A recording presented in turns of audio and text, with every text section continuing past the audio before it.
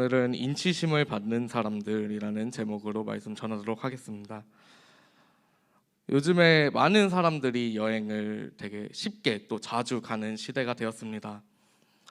비행기표 값이 그렇게 막 비싸지 않고 또 가까운 해외는 또 1시간 이내로 갈 수 있는 곳들이 너무 많아져서 요즘 20대 친구들 사이에서는 1박 2일로 일본 가서 라면 먹고 오기, 뭐 중국 가서 그냥 1박 2일로 빵 하나 사 먹고 오기, 이런 게 굉장히 유행을 많이 합니다. 여행을 원래는 좀 길게 가는 게 유행이었다면 요즘에는 자주 짧게 가는 게 유행인 시대가 되었습니다. 우리가 여행을 다니다 보면은 필수적으로 들고 다녀야 하는 것이 있습니다.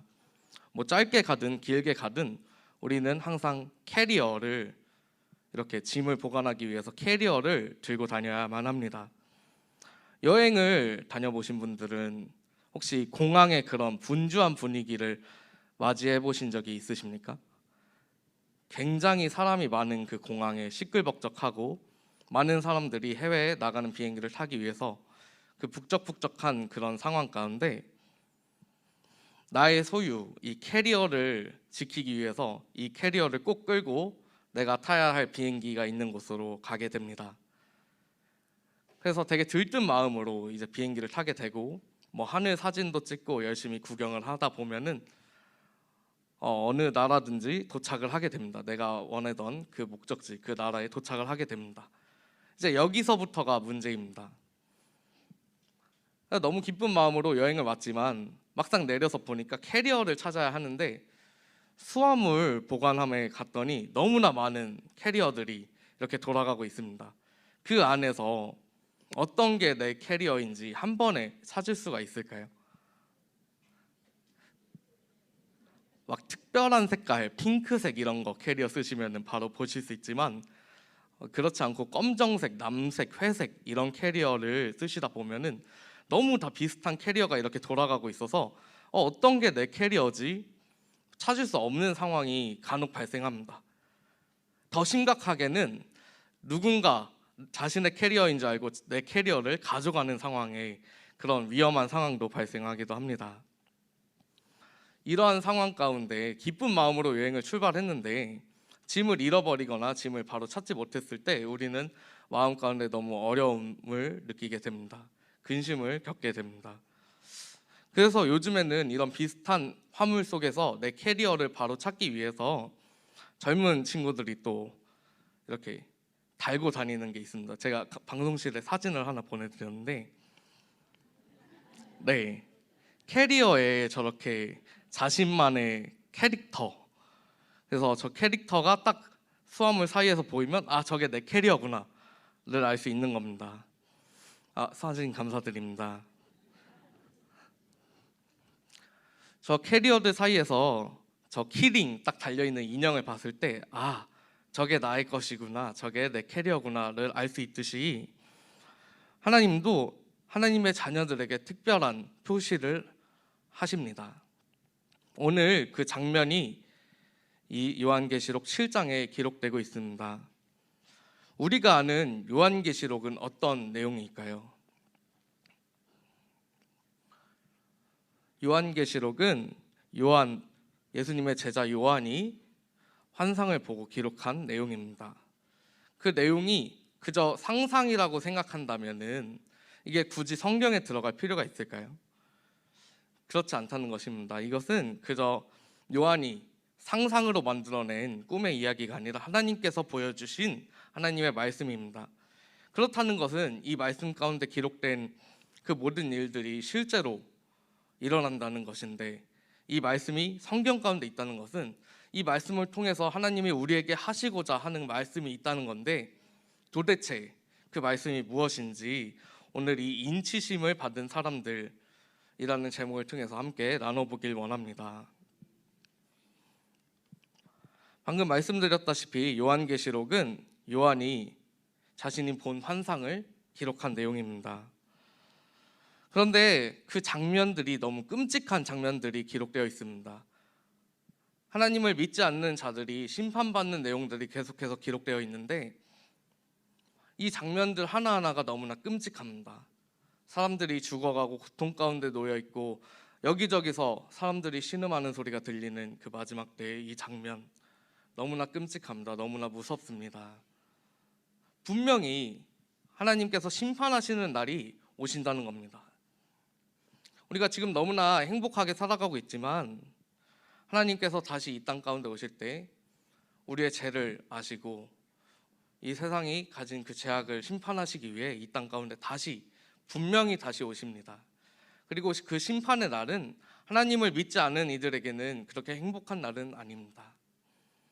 요한계시록을 읽어보면은 그 심판이 하나하나 임할 때마다 너무 무서운 상황이 계속해서 반복해서 일어납니다.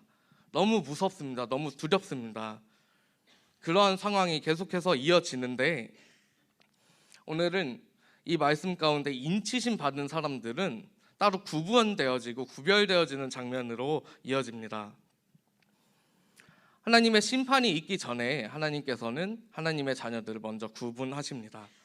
이 인치심을 통해서 하나님의 자녀들을 먼저 구분하십니다.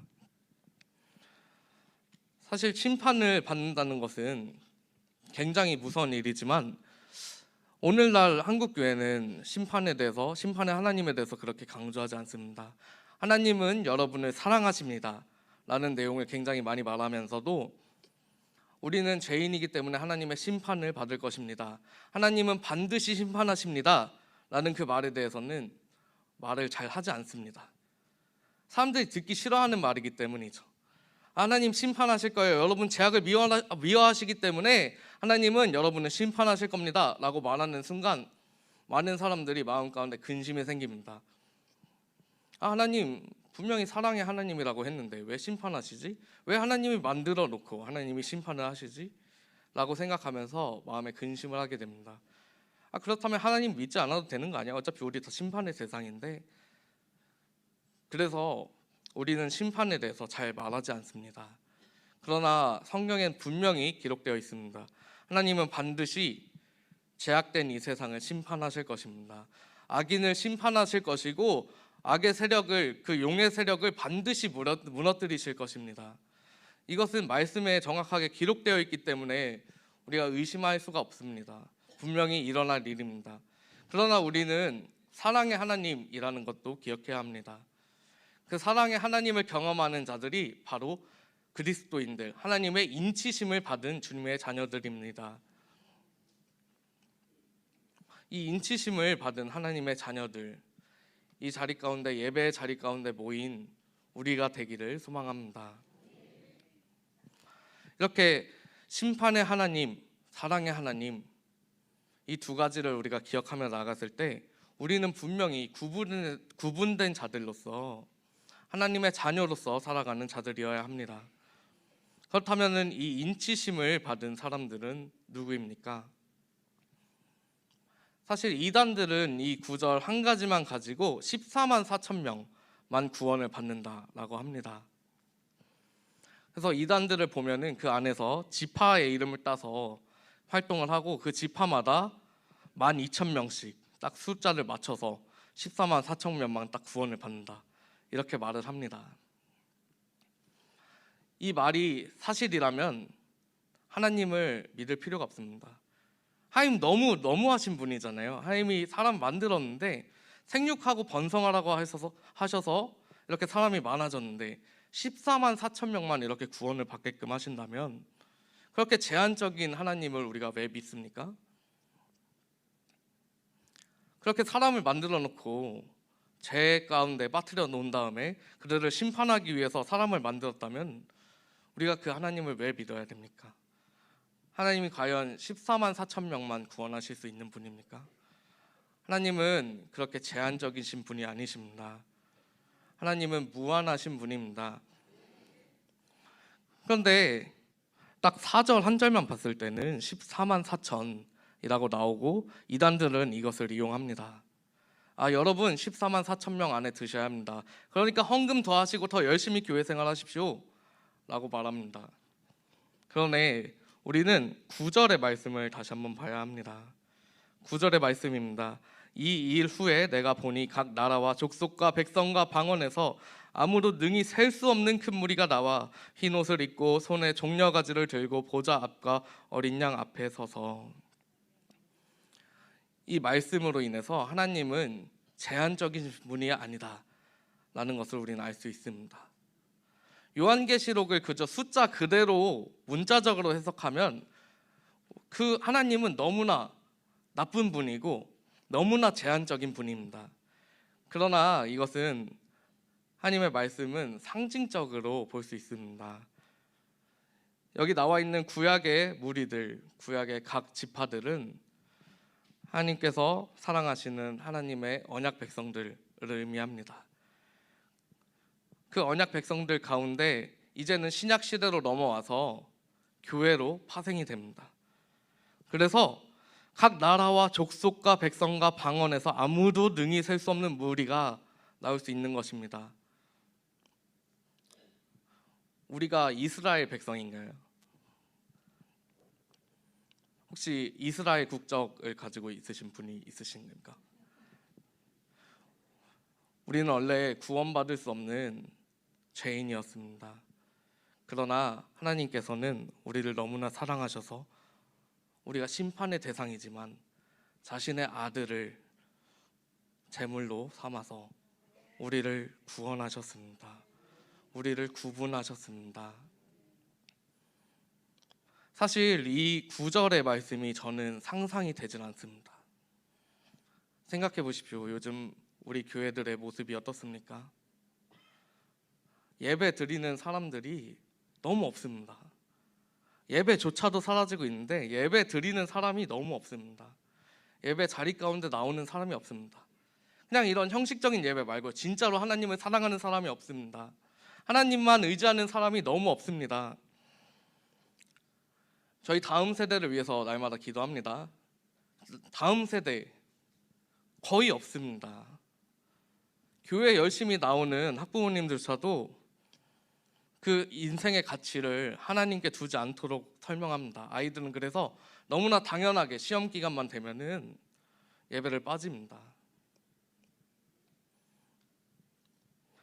이런 현실 가운데 당장 눈앞에 보이는 이 현실은 없어요. 하나님을 예배하고자 하는 사람이 아무도 없습니다. 하나님을 사랑하고자 하는 사람이 아무도 없습니다. 교회마다 문 닫는다는 소리만 들리고 더 이상 복음이 선교지 가운데 전해지지 않는다라는 얘기만 들립니다. 이러한 상황 가운데 정말 흰옷 입은 수많은 사람들이 하나님을 찬양하는 그 장면이 떠오르십니까? 저는 이 말씀을 보면서 하나님, 이게 정말 가능합니까? 오늘 이 현실을 살아가는데 더 이상 새 신자가 교회 가운데 오지 않는 이 모습 가운데 하나님 정말로 셀 수 없는 그 무리가 하나님을 찬양할 수 있겠습니까? 그 의문이 정말 들었습니다. 그러나 이 말씀 또한 하나님의 말씀이고 반드시 이뤄질 하나님의 말씀입니다. 분명히 아무도 능히 셀 수 없는 큰 무리가 나와서 흰 옷을 입고 손에 종려가지를 들고 보좌 앞과 어린 양 앞에 서서 하나님을 찬양할 것입니다. 그 시대가 언제 올지는 우리는 알 수 없습니다. 솔직히 하나님께서 정확하게 알려주시면 좋겠어요. 수요일 예전부터 이제 목사님들 하시는 말씀 중에 수요일 오전에 비 오는 날에 예수님 오신다. 저는 좀 정확하게 알려주셨으면 좋겠어요. 하나님 언제 오시는지 정확하게 알려주셨으면 좋겠습니다. 그러면은 그냥 그날 맞춰서 정말 깨끗하게 모든 것 다 회개하고 하나님의 앞에 나와서 예배하다가 그렇게 하늘나라에 들어가고 싶은데 우리는 그 날을 알 수 없습니다. 그리고 이 말씀도 이뤄지지 않을 것처럼 느껴집니다. 너무나 동떨어져 있습니다. 이 말씀과 우리 현실과는 너무 동떨어져 있습니다. 이 말씀이 정말 이대로 될까? 그러나 우리가 이 말씀을 믿지 않을 때 이단들은 이 말씀을 더욱 이용합니다. 더 문자적으로 해석하면서 어떻게든 사람들을 나쁜 길로, 잘못된 길로 인도하려고 합니다. 그래서 우리는 이 말씀을 기억하고 믿어야 합니다. 하나님은 분명히 주님의 자녀들을 구분하셨고 인치셨습니다. 그런데 이 인치심이 우리는 너무 쉽게 생각하는 거 아닌가 모르겠습니다. 우리는 하나님의 자녀로 구분을 받았습니다. 구분이 되었습니다. 이 세상을 살아갑니다. 그런데 우리는 받기만 했지만 하나님은 우리를 인치시기 위해, 우리를 구분하시기 위해 어떻게 하셨습니까? 예수님이 십자가에 달려 돌아가셨습니다. 너무 고통스럽게 십자가에 달려 돌아가셨습니다. 그렇게 모든 우리의 죄의 값을 치르셨는데 우리는 너무 그 희생을 값어치 없게 생각합니다. 그냥 대충 예배 드리다가 하나님 나라 들어가면 되겠지. 그냥 이대로 이 정도로 신앙생활하면 되겠지. 분명히 나 정도면, 나처럼 이 정도로 신앙생활하면 분명히 하나님 나라에 들어갈 수 있겠지. 그러나 우리는 너무나 쉽게 세상 가운데 섞여 있습니다. 어떤 가치가 가장 우선시 돼야 하는지 모를 때가 너무나 많습니다. 그럼에도 불구하고 구원받은 백성들, 하나님의 백성들, 그 백성들이 분명히 이 자리 가운데 모인 우리가 되기를 소망합니다. 이 찬양의 가사가 정말 너무나 귀합니다. 큰 소리로 외쳐 이르되 구원하심이 보좌에 앉으신 우리 하나님과 어린 양에게 있도다. 이 찬양의 고백이 우리 입에서, 우리 모인 성도들 가운데서 그 자리에서 하나님 나라에 들어가는 그 날에 나올 수 있는 찬양이 되기를 소망합니다. 하나님의 말씀은 허구가 아닙니다. 진짜입니다. 그 말씀을 믿으시기 때문에 이 자리에 나와 있으시지 않으십니까?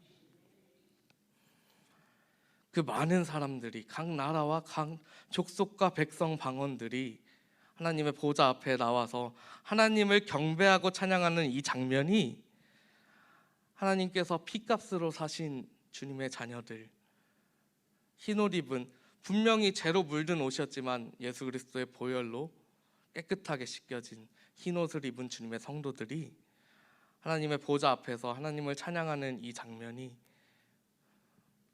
이 구분되어진 삶을 살아가는 우리 성도들 안에 있기를 원합니다. 우리는 분명히 구분되어진 성도들입니다. 어떻게 살아가고 있으십니까? 사실 이론적으로는 너무 잘 알고 있습니다. 그렇지, 말씀 봐야지, 기도해야지, 예배 가야지. 우리는 너무 쉽게 이론적으로는 알고 있습니다. 이래야지 우리가 심판의 때에 구원받은 백성으로 살아갈 수 있겠다라는 것을 우리는 머리로는 알고 있습니다. 그러나 삶 가운데 그렇게 살아가는 것이 너무 어렵습니다. 오히려 교묘하게 무너뜨립니다. 세상은 계속해서 우리와 우리 자녀들을 계속해서 무너뜨리려고 합니다. 그런데 이 요한계시록은 사실 결말이 정해져 있습니다. 예수님께서는 이미 그 전쟁 가운데 승리하셨습니다. 그리고 이 마지막 때의 전쟁 가운데 주님의 자녀들이 끝까지 승리할 수 있도록 함께 싸우고 있으십니다. 그렇다면 인치심 받은 주님의 사랑하는 우리 성도님들, 정말 구분된 자로서 살아가길 소망합니다. 그게 가정에서든 직장에서든 어디서든 정말 구분된 자로서, 하나님의 구별된 자녀로서 진정한 그리스도인으로서 살아가는 우리 모두가 되기를 간절히 소망합니다. 사실 이 말씀을 아이들과 나눈 적이 있습니다. 너네가 구분된 백성으로서 살아가려면은 어떻게 살아야 되겠니? 되게 당연한 대답들이 나왔습니다. 목사님, 말씀 읽어야죠. 기도해야죠. 예배 나와야죠. 그래? 너무 잘 알고 있네. 그럼 너네 진짜 하고 있어? 진짜로 예배 드리고 있어? 라는 이 질문에 우리는 정말 자신 있게 아멘이라고 대답할 수 있습니까? 이 예배가 사라져가는 이 시간에, 많은 교회가 문을 닫아가는 이 시기에, 내 옆에 앉아있던 형제 자매들이 교회를 떠나가는 이 마지막 때에 여러분은 정말로 예배를 드리고 있으십니까? 하나님이 기뻐 받으시는 예배를 정말로 드리고 있으십니까? 우리 교회는 정말로 구분된 교회입니까? 우리 교회 공동체는 정말로 하나님의 자녀로 살아가는 공동체입니까? 너무나 어려운 세상 가운데 살아가고 있습니다. 날마다 무너지는 세상 가운데 살아가고 있습니다. 직장 가운데, 가정 가운데 날마다 쓰러지고 날마다 힘든 상황 가운데 놓이시겠지만, 한 가지 변하지 않는 사실은 예수님이 우리를 위해서 십자가에 달려 돌아가셨다는 것입니다. 그리고 우리는 인치심 받은 주님의 백성으로 구분되었다는 것입니다. 그래서 하나님 나라에 들어갔을 때 김 권사님 저기서 하나님 찬양하고 있네, 우리 이 권사님 저기서 하나님을 찬양하고 있네, 와, 이 많은 무리들이 하나님을 찬양하고 있구나. 이 자리 가운데 모인 성도님들이 그 자리 가운데 함께 하나님을 찬양하는 그 자리에 있기를 간절히 소망합니다. 그러기 위해서 구분되어진 삶을 살아가는 우리 성도님들이 되시기를 간절히 소망합니다.